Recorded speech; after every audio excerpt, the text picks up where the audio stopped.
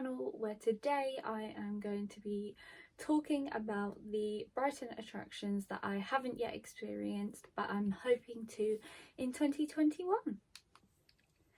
So this is the second video I'm putting out about Brighton. Obviously, if you've seen the one I filmed before, that is where I talk about all the attractions that I have done and the ones that I enjoyed the most when I visited Brighton.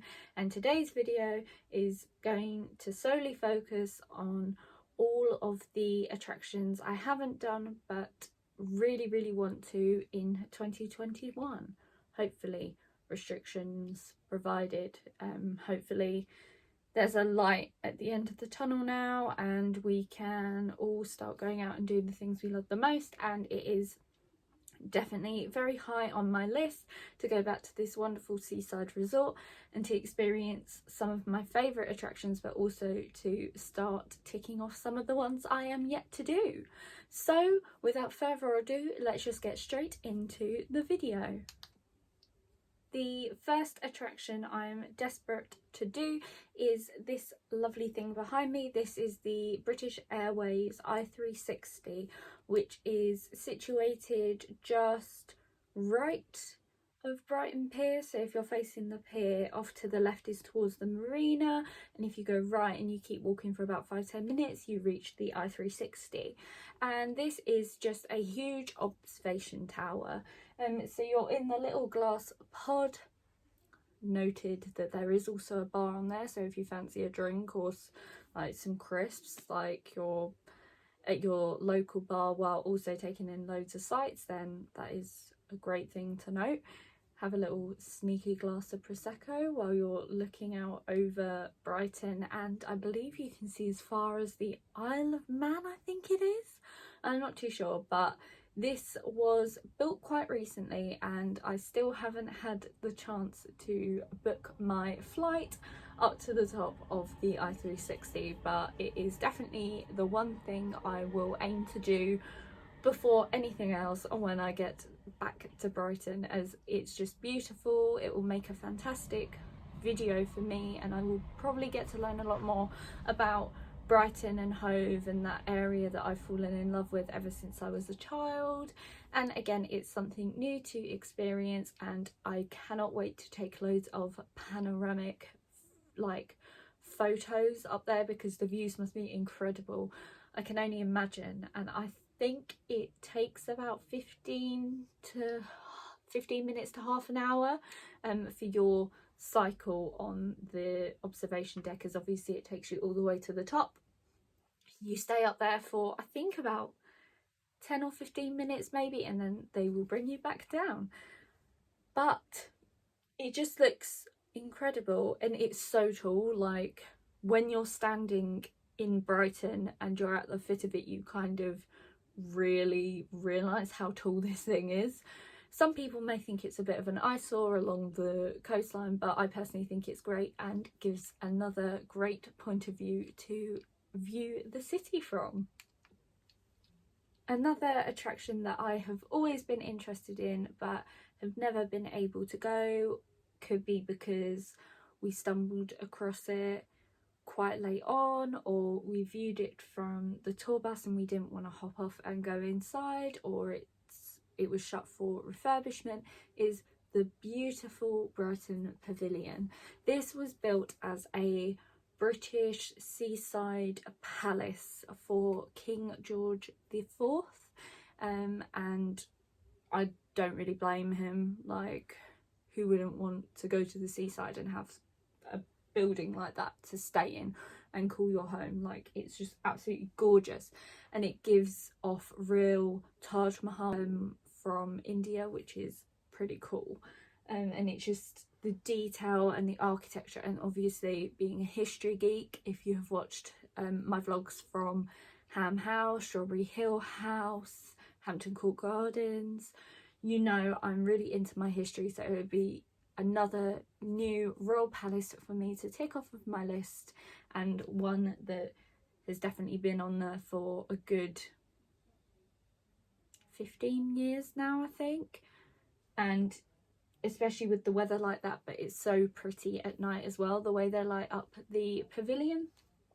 But yeah, any excuse to visit a new historic site, especially one as beautiful as this, I cannot resist. So hopefully when restrictions ease in May, June time, I can take a little summer trip up to Brighton and go and check out this beautiful building for the first time.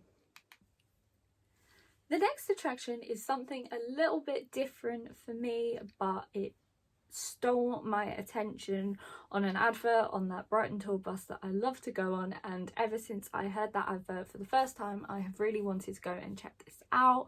But unfortunately for this, I would need to stay over in Brighton, and when I've gone in recent years, I've literally just been there for a day trip, and it's too late to stay because of trains going back home. And this is the famous Brighton Ghost Walk through the lanes. For those of you who know me, know I am seriously obsessed with all things spooky now, and this is just real history mixed with a great tour leader who is also an actor, so can make it really dramatic and really fun, and it's a perfect thing to do. The tours only run on Saturday nights, from as far as I'm aware from my research I've done, and they start at 7:30 in the evening, and then I think they last about 2 hours, so by 9:30 it's really late and you don't want to be facing like an hour and a half train journey back home. So I'm hoping that I can book myself in, even if it's just to a self-catering apartment or a hotel room, to spend a weekend in Brighton so I can finally experience this on the Saturday night. I love the look and the sound of it. They cover loads of different types of ghost stories and loads of different sites. And again, it's parts of Brighton that I'm aware of the lanes, but I've never ever properly explored them. And to do them in kind of a dark, creepy, sinister way is so up my street. It's £12 for an adult to go on the tour, and for what you get, I think that's so worth the money, and again, something I will definitely be checking out on my next trip to Brighton. So the next little section is going to be divided up into 3 small sections where I talk about the attraction, as there are some escape rooms in Brighton.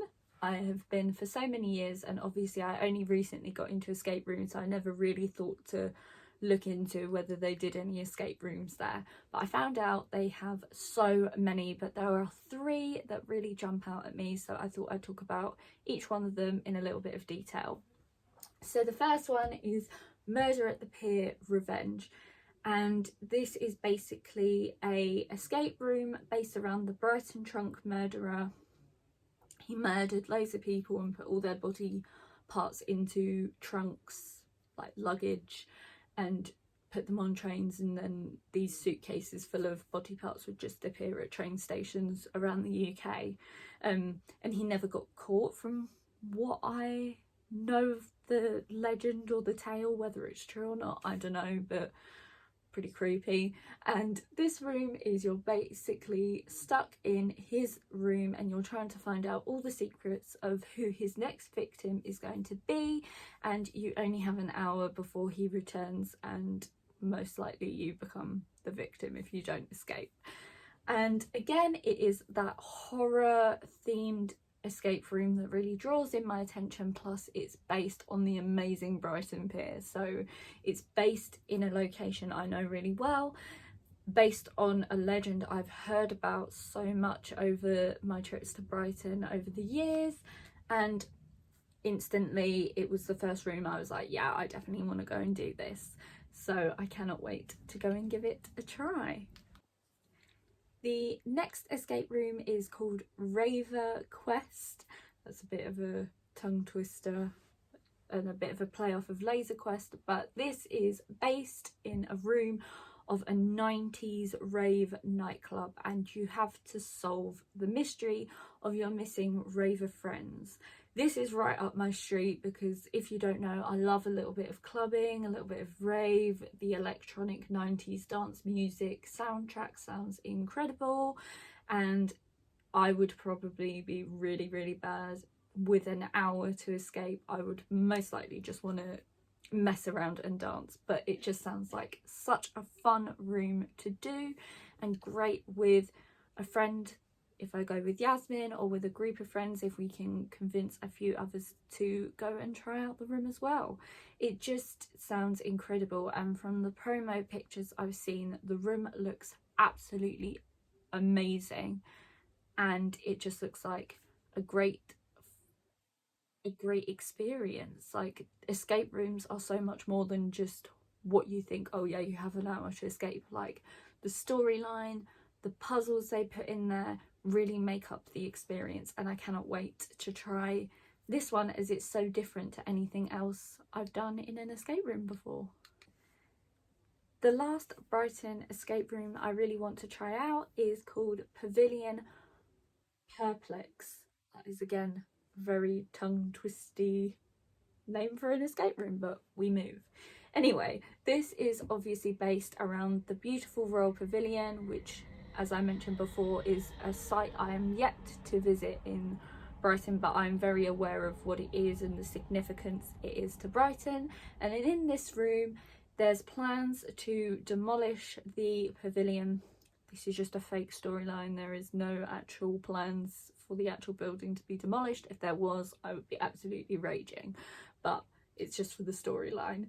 And the council hire you to go inside the pavilion at night to seek out the vital information they need to save the building. Again, this is full of mystery. I think it could be quite suspenseful in parts. I'm not too sure of the full backstory to this. It's quite a mystery, but that is why I'm intrigued so much, as well as being so interested in the pavilion itself. This escape room will be great, especially if I do the room after I've been inside the actual pavilion, so I can see if I recognise the set design as any particular part of the actual pavilion. So I think to combine an actual visit to the pavilion and a visit to this escape room on the same trip would be absolutely fantastic. And again, it's just so much fun and something different to do with a group of friends.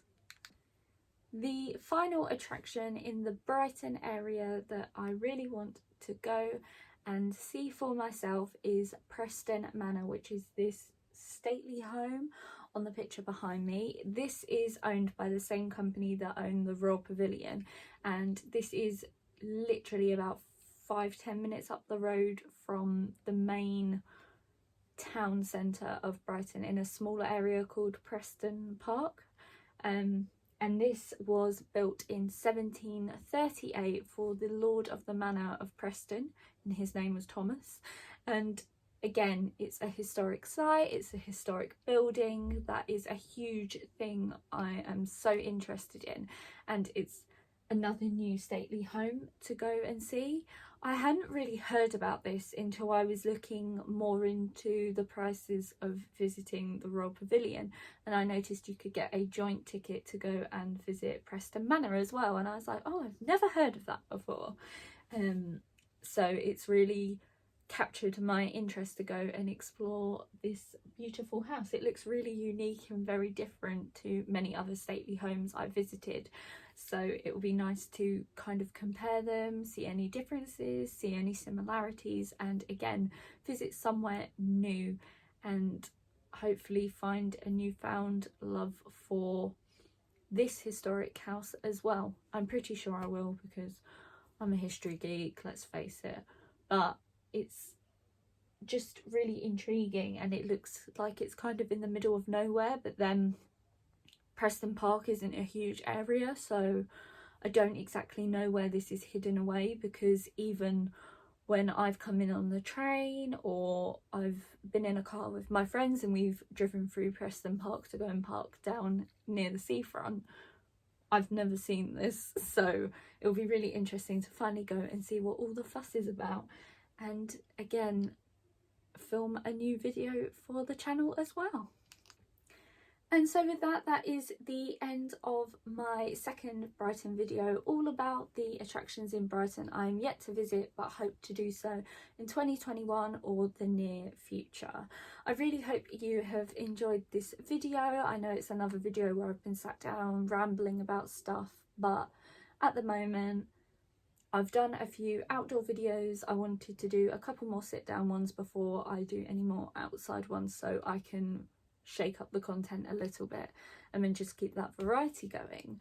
If you have enjoyed it, please do give it a thumbs up, and also if you're new, I would really appreciate if you would subscribe to the channel if you enjoy the content I bring.